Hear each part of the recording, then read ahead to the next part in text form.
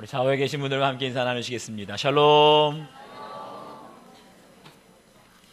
오늘 부활하신 아침, 이 인사만으로는 좀 부족할 것 같습니다. 한 번 더 인사하실 때 예수님이 부활하셨습니다. 우리 크게 인사 나누시죠.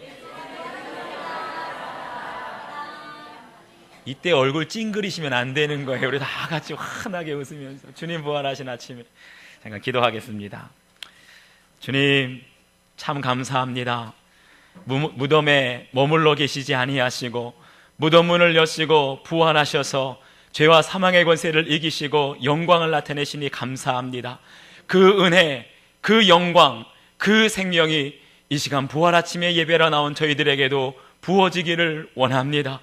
말씀하여 주시옵소서. 부활의 말씀이 우리의 영혼을 깨워주시고 우리의 영혼을 고쳐주시고 우리의 영혼을 살려주실 줄 믿습니다. 말씀 가운데 진리의 성령님 역사하여 주시어서 우리도 예수님과 함께 부활의 능력, 부활의 생명 간직하며 이 세상의 증인으로 살아갈 수 있도록 인도해 주시옵소서. 감사드리며 예수 그리스도의 이름으로 기도하옵나이다. 아멘. 할렐루야. 우리 부활하신 예수님의 이름을 찬양합니다. 이 세상 어떤 것도 우리 주님을 가둬둘 수 없습니다. 예수님은 죄와 사망의 권세를 이기시고 무덤의 문을 여시고 오늘 새벽에 이기시고 다시 살아나신 줄 믿습니다. 그 부활의 주님이 우리의 주님이 되셨어요. 누구든지 주님을 따라가게 되면 부활의 능력, 부활의 생명이 바로 우리의 것이 되는 줄 믿습니다. 그런데요, 우리 교회의 절기를 가만 살펴보게 되면 한 6주간 정도를 사순절로 보내게 됩니다. 사순절을 보내면서 대부분의 예수님 믿는 성도들은 절제하며 또 금식하며 주님의 십자가를 묵상하게 됩니다. 마지막 고난주간을 묵상하면서 아마 금식하지 않는 성도들 거의 없을 겁니다. 일주일에 하루 한 끼 이상 정도는 금식을 하면서 우리 주님의 십자가를 깊이 묵상하지요. 그러다가 성금요일 날 주님이 십자가에 못 박혀 죽으신 그날은요, 아마 말도 할 수 없어요. 절제합니다. 금욕합니다. 예수님의 고통, 십자가의 그 아픔을 우리의 삶으로 묵상하는 기간이 바로 사순절 아닙니까? 그런데 그러고 나서 우리가 부활주의를 맞이하게 되는데 가만 보니까 예수님의 십자가는 약 한 달 반, 6주 동안 깊이 있게 오랜 세월 동안 충분하게 우리가 십자가를 묵상하게 되는데 부활은 어때요? 부활의 기쁨과 감격은 부활주일 딱 하루면 끝납니다. 길어봐야 일주일 정도 부활의 주님을 찬양하고 부활의 예수님을 묵상하게 돼요. 그러다 보니까 어떻습니까? 우리 사람들의 눈에 보여지는 성탄절, 추수감사주일, 이때가 되면 강단에 과일을 가득 채웁니다. 성탄절에는요, 우리 아이들에게 줄 선물로 가득 채우게 되는 거예요. 누가 보아도 성대하게 화려하게 준비하게 되는데 부활주일이 되면 뭡니까? 삶은 계란 하나 딱 줍니다. 그러다 보니까 작아져요. 사람들이 보기에 가볍게 지나가게 됩니다. 그런데 교회의 역사를 가만 살펴보니까 초대교회 때는 반대였습니다. 초대교회 때는 성탄절을 알지도 못했어요. 오히려 성도들이 가장 중요하게 생각하는 것은 성탄절이 아니라 부활절이랬습니다. 성도들의 삶 속에 그들의 신앙의 중심이 무엇이었냐? 바로 부활하신 예수님, 그 사건이 중심에 자리 잡고 있었어요. 부활하신 예수님을 증거할수록 교회가 핍박을 당합니다. 예수님이 부활하셨다고 전하게 되면 순교를 당하고 감옥에 갇힙니다. 그럼에도 불구하고 초대교회는 쉬지 않았어요. 부활하신 예수님을 전하면 전할수록 교회가 핍박을 당하고 성도들이 순교를 당하고 감옥에 갇혔지만 더 담대하게 부활하신 예수님을 전하게 될 때 성령의 놀라운 역사가 나타나게 된 줄 믿습니다. 성도들의 삶에는 말할 수 없는, 이해할 수 없는 말씀에 살아 움직이는 능력이 성도들의 삶 속에 나타나게 된 줄 믿습니다. 그런데 어찌된 일입니까? 오늘날 한국교회는 그걸 잃어버리고 말았어요. 성령의 능력이 역사하지 않습니다. 우리 성도들의 삶 속에 살아 역사하시고 움직이시는 말씀의 능력을 잃어버리고 말았어요. 왜 그래요? 부활의 삶이 없기 때문입니다. 부활의 생명이 없기 때문입니다. 1년에 단 하루 부활절을 지켜서는요, 1년에 단 일주일을 부활로 우리가 기념해서는요, 절대로 부활의 능력, 부활의 생명이 내 것이 될 수가 없는 것입니다. 예수님의 부활이 나의 부활이 되기 위해서는 우리의 모든 일상의 삶을 통하여서 부활을 살아내야 할 줄 믿습니다. 우리가 과연 우리의 삶 속에서 부활을 산다는 것이 과연 어떤 것일까? 오늘 말씀의 제목, 부활을 살라라는 제목으로 하나님의 말씀의 은혜를 함께 나눠보도록 하겠습니다. 첫 번째, 그러기 위해서는 먼저 부활을 경험해야 합니다. 우리 39절 40절 말씀 다 같이 한 목소리로 읽겠습니다. 39절 40절 시작.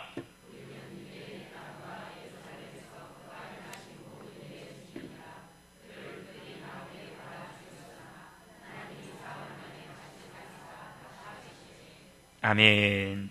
오늘 저희들이 함께 봉독한 말씀은 그 당시 이탈리아 군대의 백부장이었던 고넬료라고 하는 사람이 멀리 있던 베드로를 집으로 초청합니다.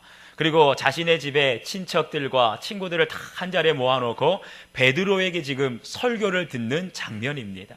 베드로가 고넬료의 집에 수많은 친척들, 친구들이 모여있는 자리에서 첫 마디 말을 떼기를 우리는 그가 행하신 모든 일의 증인이라 라고 말씀하고 있어요.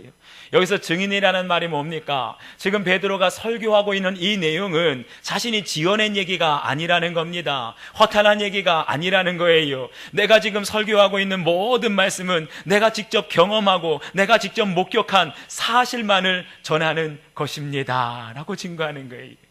베드로가 무엇을 목격하고 경험했나 보니까 세 가지를 말하고 있습니다. 첫 번째는 유대인의 땅과 예루살렘에서 행하신 모든 일을 목격했다는 거예요.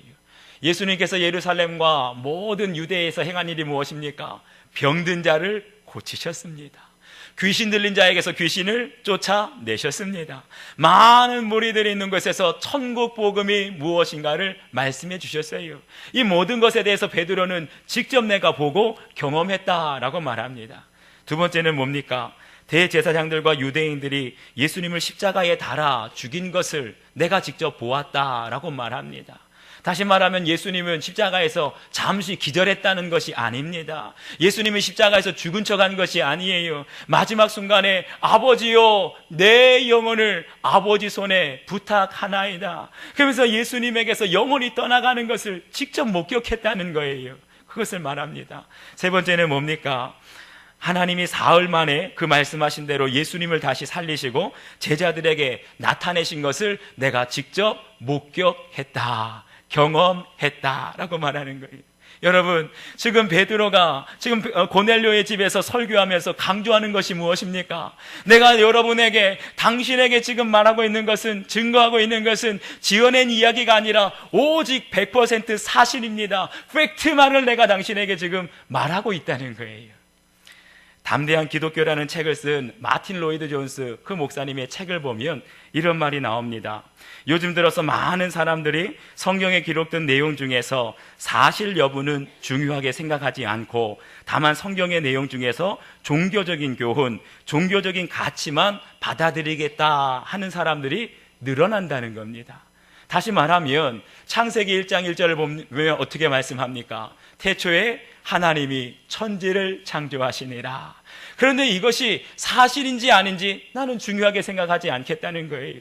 복음서를 보게 되면 처녀 마리아, 동정녀 마리아가 예수님을 잉태하고 출산했습니다. 그런데 그것이 사실인지 아닌지 나는 중요하게 생각하지 않는다. 다만 산상수훈에서 가난한 자는 복이 있나니 천국이 저희 것임이요 화평케 하는 자는 복이 있나니 저희가 하나님의 아들이라 일컬음을 받을 것이다.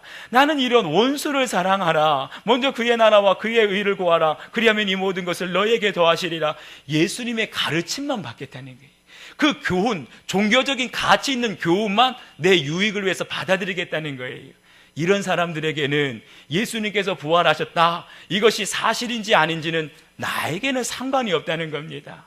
사랑하는 여러분, 지금 사도들에게 있어서는요, 이와 같지 않습니다. 사도들의 신앙에 있어서는요, 모든 것이 오직 사실만을 내가 증거하겠다. 내가 직접 보고 내가 직접 목격하지 않고 경험하지 않은 것은 증거하지 않겠다고 말하고 있는 거예요.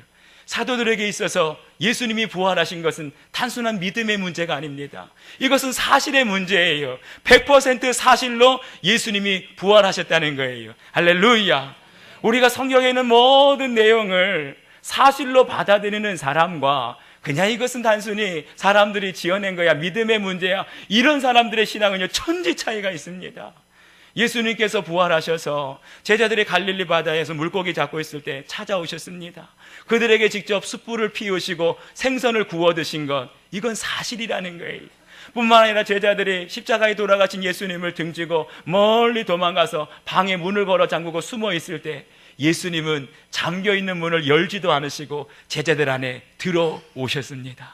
심지어는 도마라고 하는 제자는 도저히 믿을 수가 없다, 의심하는 도마에게 부활하신 예수님이 찾아오셨습니다. 내 손으로 내 못자국 난 손을 바라보아라. 그리고 내 손으로 창자국 난 내 옆구리에 넣어 보아라. 할렐루야. 초대교회에 있었던 모든 사도들은 예수님의 부활을 그냥 단순히 믿음의 문제가 아니라 자신들의 사실로 삶 속에 경험했기 때문에 목숨을 다하는, 위험을 당하는 그런 순간에도 부활의 증인으로 살게 된 줄 믿습니다. 사도 바울은 다메섹 도상에서 부활하신 예수님을 만났어요.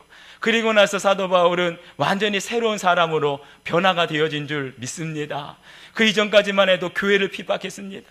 예수님 믿는 사람들을 다 감옥에 잡아들였어요. 그런데 부활하신 예수님을 만나고 난 다음에는 나야말로 죄인 중에 괴수입니다. 죄인됨을 깨달아요. 사도 바울은 가말리엘 문화생이었습니다. 가장 당대에 똑똑한 사람이, 모르는 것이 없는 사람입니다. 교만한 사람입니다. 그러던 사도 바울이 부활하신 예수님을 만난 다음에는 뭐라고 고백합니까? 나는 만삭되지 못하여 난 자 같은 부족한 사람입니다.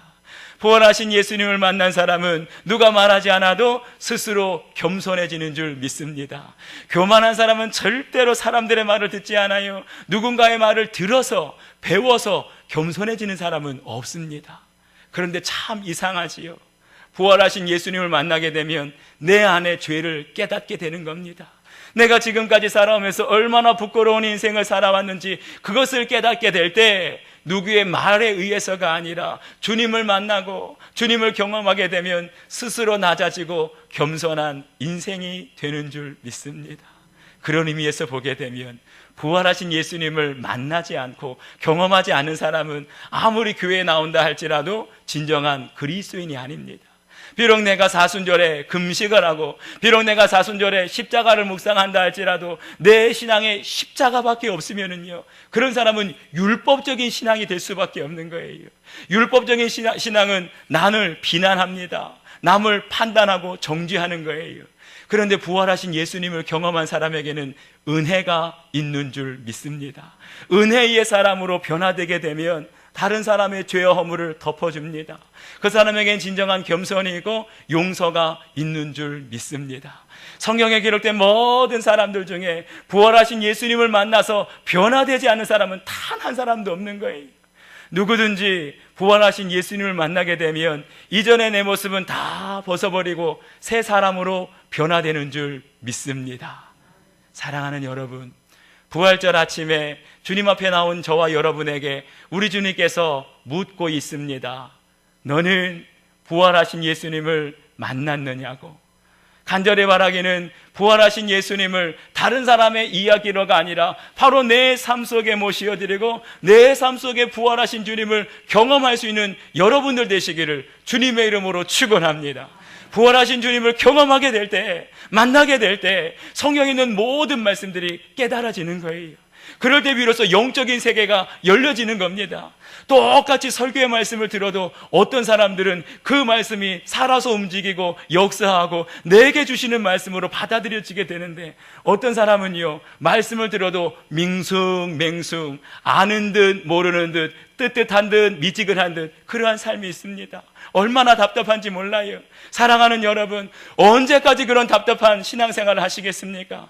이제는 부활하신 예수님을 만나시고 경험하실 수 있기를 주의 이름으로 축원합니다. 확실한 믿음 가운데, 흔들리지 않는 믿음 가운데 거하실 수 있기를 주의 이름으로 축원합니다. 말씀을 들을 때, 예배를 드릴 때, 기도하고 찬양할 때 성령이 주시는 감동과 감동하심이 여러분 가운데 충만하시기를 원합니다. 그러려면은요, 부활하신 예수님을 만나야 되는 거예요. 사도 바울처럼 다메섹 도상에서 부활하신 주님을 만나는 것처럼 여러분에게도 다메섹 도상이 있기를 원합니다. 도마와 같이 의심 많은 사람이라 할지라도 나는 부활하신 예수님을 만나기 전에는 믿지 않겠습니다. 그럴 때 주님은 불쌍히 여겨주셔서 만나 주셨어요.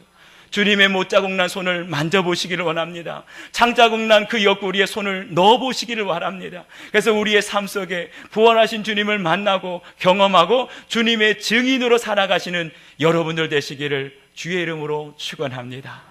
두 번째, 그럴 때 우리는 부활을 우리의 삶 속에 살아낼 수가 있는 것입니다. 우리 말씀을 함께 볼 텐데 사도행전 4장 32절부터 33절까지의 말씀, 여러분 자막에 나옵니다. 사도행전 4장 32절 33절 자막에 있는 것 함께 읽겠습니다. 시작.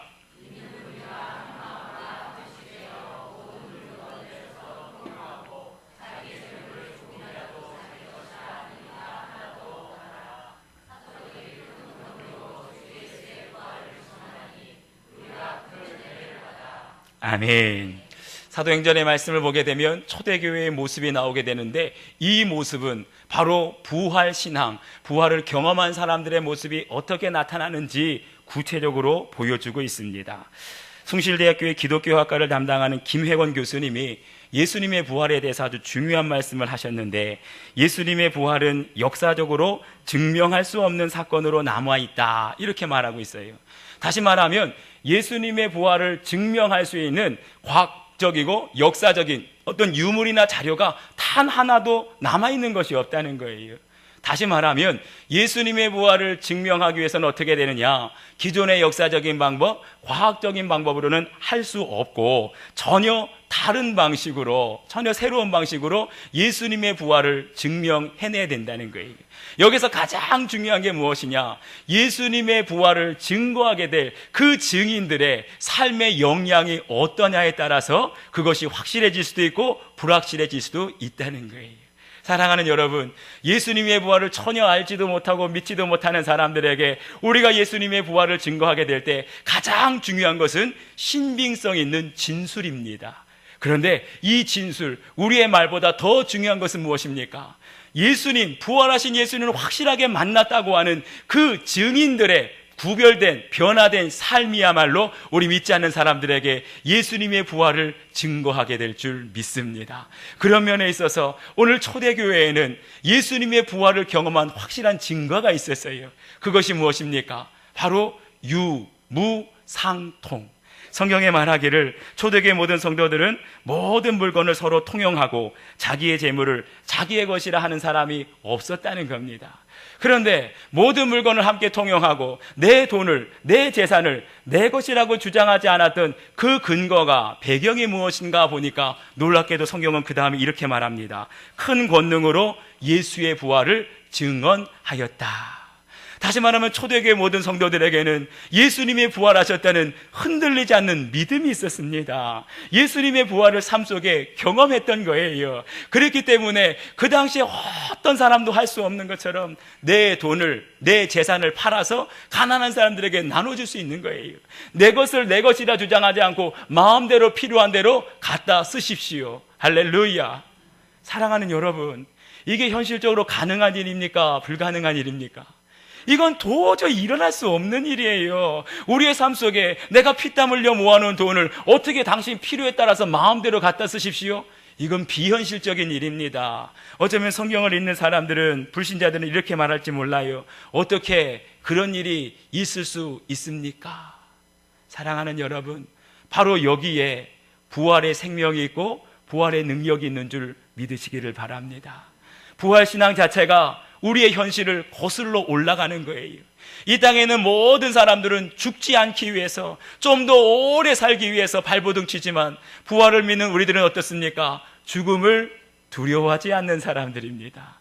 부활을 믿는 사람들은 죽음을 초월해서 사는 사람들인 줄 믿습니다. 그렇기 때문에 우리에게는, 부활신앙을 간직한 저희들에게는 이 현실적으로 볼 때 도저히 이해할 수 없는 비현실적인 모습이 나타날 수밖에 없는 거예요. 잘 알려진 기독교 국제 구호 기구 중에 월드 휴먼 브릿지라고 하는 단체가 있습니다. 좌절하고 실망하며 살아가는 많은 사람들에게 구호 활동을 하는 그런 단체인데, 한 번은 이 단체에 어떤 여자 성도님이 찾아오셨어요.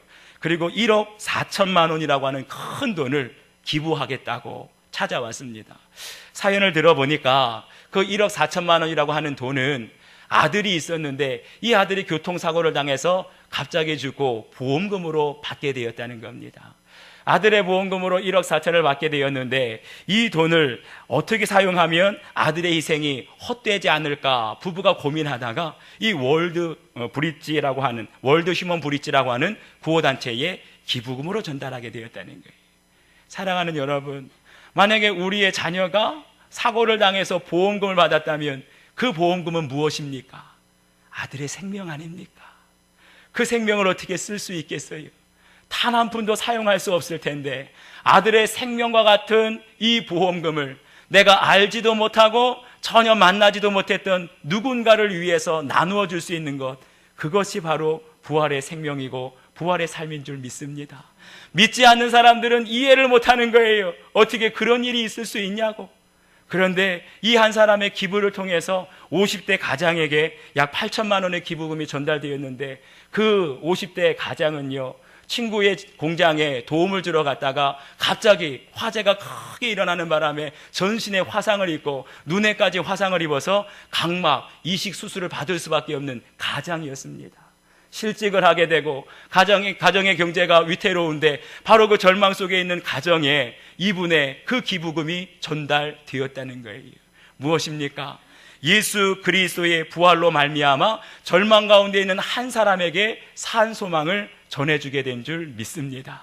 바로 이것이 우리 믿는 사람들이 살아가야 할 부활의 삶인 줄 믿습니다. 부활을 산다는 것은 단순히 머릿속으로만, 마음으로만 믿는 것을 의미하지 않습니다. 우리가 부활을 산다는 것은 무엇입니까? 우리의 삶 속에 소망을 잃어버린 사람들에게, 위로가 필요한 사람들에게 우리가 산 소망이 되어주고 정말 그들의 손을 붙들어주고 그들의 위로의 손을 내밀 수 있는 것, 이것이 바로 오늘을 살아가는 우리들이 부활을 살아가는 모습인 줄 믿습니다. 2017년도 저희가 부활절을 지내면서 오랫동안 기도로 준비하게 되는데, 올해 부활주일이 여러분 4월 16일 무슨 날인 줄 혹시 기억하십니까? 네, 올해 4월 16일 부활주일은 정확하게 3년 전에 우리 민족의 아픔이고 나라의 아픔인 세월호가 침몰한 날입니다. 3주기가 되는 날이지요. 그래서 그것을 기억하다가 보니까 지난 목요일 날 우리 교육자들과 함께 저기 안산에 있는 합동 분향소, 세월호 합동 분향소, 학생들의 영정이 있고 교사들의 영정이 있는 그곳을 한번 찾아가 보았습니다.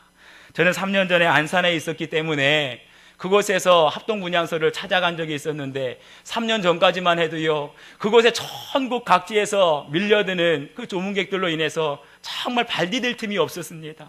그리고 거대한 분향소 안에 들어가게 되면 앞에 들어가는 모든 사람들이 다 흐느껴 울어요. 통곡을 해요. 발 디디는 순간 뭔가가 무거운 것이 내 어깨를 내딛는 것 같으면서 그 영정을 보는 순간 눈물이 피 흘러내립니다. 3년 전에는 내가 울고 싶지 않아도 그냥 주체할 수 없이 눈물이 흘러내렸는데, 얼마 전에 우리 교육자들과 함께 합동 분향소에 가니까 아무도 없어요. 우리 교육자들 딱 4명만 분향을 하고 왔습니다. 사진을 보는데 그리운 사람을 찾아봐도 찾아볼 수가 없어요.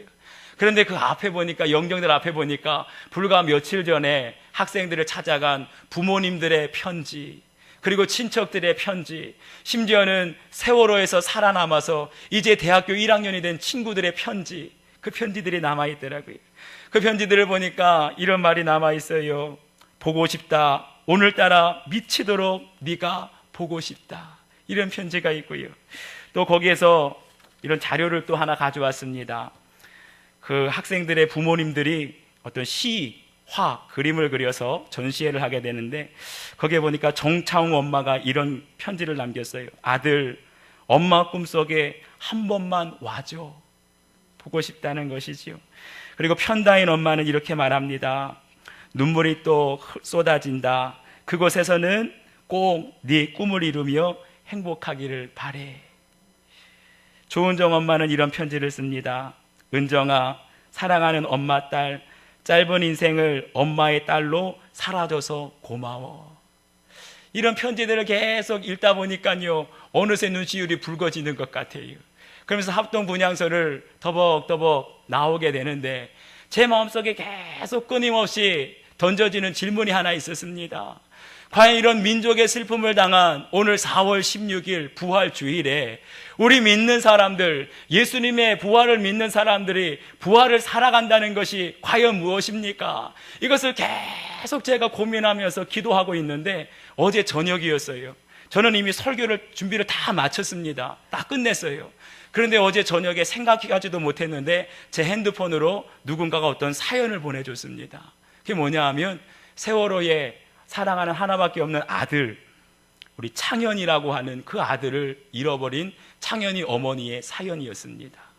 이 어머니는 예수님을 믿지 않습니다. 하나님을 믿지 않아요. 교사 출신이었는데 이분이 처음에는 그렇게 사나운 마치 투사와도 같은 모습을 보이다가 2년 전에 2주기 때 그 교회를 처음 나왔다고 합니다. 예배를 드리는 내내 울면서 예배가 끝난 다음에 교인들에게, 목사님에게 큰 소리로 이렇게 말하더랍니다. 하나님, 우리 아이들이 탄 배가 침몰할 때 하나님은 어디 계셨습니까? 우리 아이들이 뱃속에서 물에게 잠겨가면서 하나님께 살려달라고 그렇게 애원하며 기도할 때 그 기도 한 번만 들어주시지 왜 기도를 들어주시지 않으셨습니까? 이렇게 막 원망 섞인 말을 쏟아냈대요. 그때 옆에 계신 목사님 한 분이 이런 말을 건넸다고 합니다. 창현이 어머니, 저는 어머니의 마음을 다 이해하지 못합니다. 그렇지만 우리 하나님은 어머니의 마음을 다 아실 겁니다. 왜냐하면 우리 하나님께서도 창현이 어머니처럼 가장 사랑하고 아끼시는 아들을 슬프게 잃어버렸기 때문입니다. 그리고 나서 1년이 지났습니다. 올해 고난주간이 되어서 이 창현이 어머니가 교회에 와서 기도문을 썼대요. 그 기도문의 내용을 제가 그대로 읽어드리겠습니다.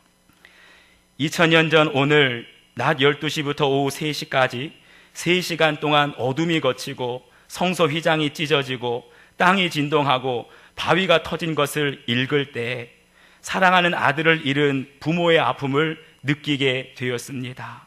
같은 아픔을 나눌 수 있는 분이 다른 분이 아닌 하나님 당신이셔서 다시 당신께로 향합니다. 3년 전 아들을 잃었을 때 정말 당신을 원망하고 당신께 등 돌리며 살고 싶었습니다. 그런데 어디를 가도 당신이 계셨습니다. 이름도 모르고 얼굴도 모르는 분들이 눈물 가득 고인 눈으로 다가와서 저를 안아주고 같이 울어주는 따뜻함 속에서 당신을 느낄 수가 있었습니다. 사랑하는 여러분, 우리가 부활을 살아간다는 것이 무엇이겠습니까? 슬픔을 당한 사람들, 울고 있는 사람들과 함께 울어주는 것이 부활을 살아가는 것입니다. 인생의 살 소망을 잃어버리고 절망 중에 살아가는 사람들에게 다시 일어서자고 힘을 내자고 손 내미는 것이 부활을 살아가는 것입니다. 가난한 사람들에게 피로를 채워주며 그들에게 주님의 사랑을 나눌 때 누군가 이름도 모르고 얼굴도 모르는 우리를 통해서 당신을 통해 부활하신 예수님을 만났습니다. 당신을 통해 하나님을 느꼈습니다. 바로 그것이 부활을 살아가는 모습인 줄 믿습니다. 예수님께서 부활하신 새벽에 천사들은 돌무덤을 찾아온 여인들에게 이렇게 말씀했어요.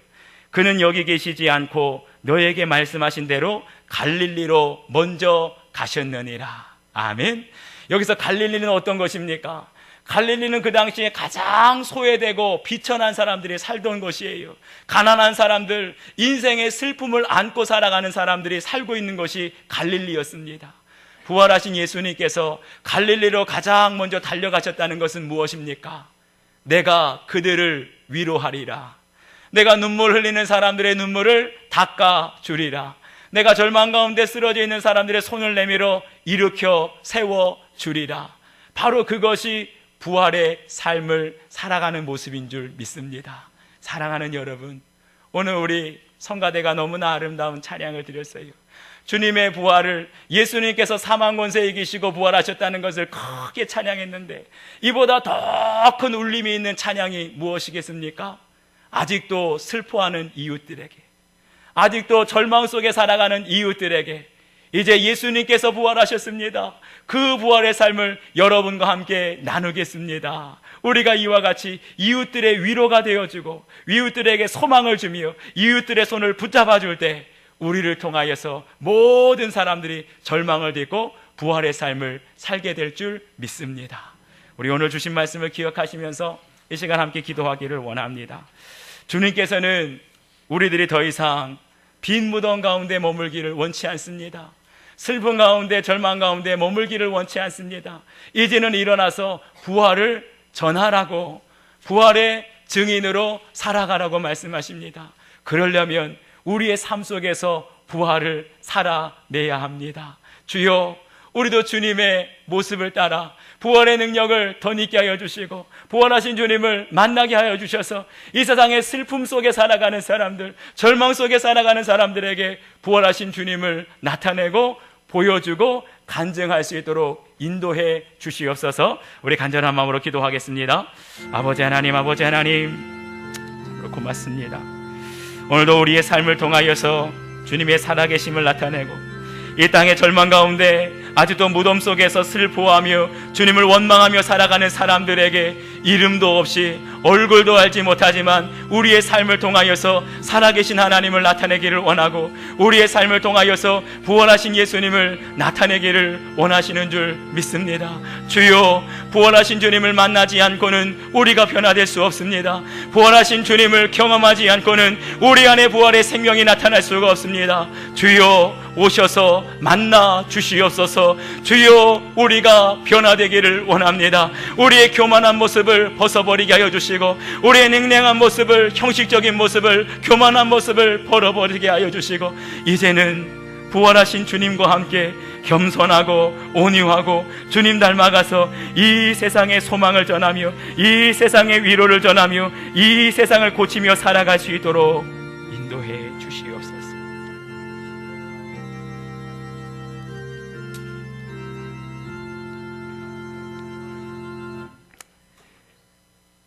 아버지 하나님, 오늘도 저희들에게 오셔서 아직도 빈무덤을 바라보며 슬퍼하며 절망하며 낙심하며 살아가는 저희들에게 예수님은 여기 계시지 아니하시고 부활하셨다 말씀하여 주시니 감사합니다. 부활의 감격을 잃어버리고 부활의 능력을 잃어버린 저희들에게 다시 한번 다메섹 도상에서 부활하신 예수님을 만났던 우리 사도 바울의 그 은혜를, 그 감격을 저희들에게도 부어 주시옵소서. 더 많은 부활하신 예수님의 손을 만져보고 옆구리를 만져봄으로 말미암아 일평생 부활의 증인으로 감격 가지고 능력 가지고 살았는데 의심 많은 저희들에게 오셔서 그 간증 허락하여 주시고 부활하신 주님 다시 한번 만남으로 말미암아 슬픔 가득하고 절망 가득한 이 세상에 부활의 생명을 전하며 위로하며 소망 주며 살아갈 수 있도록 저희들을 붙들어 주시고 인도해 주시옵소서. 감사드리며 예수 그리스도의 이름으로 기도하옵나이다.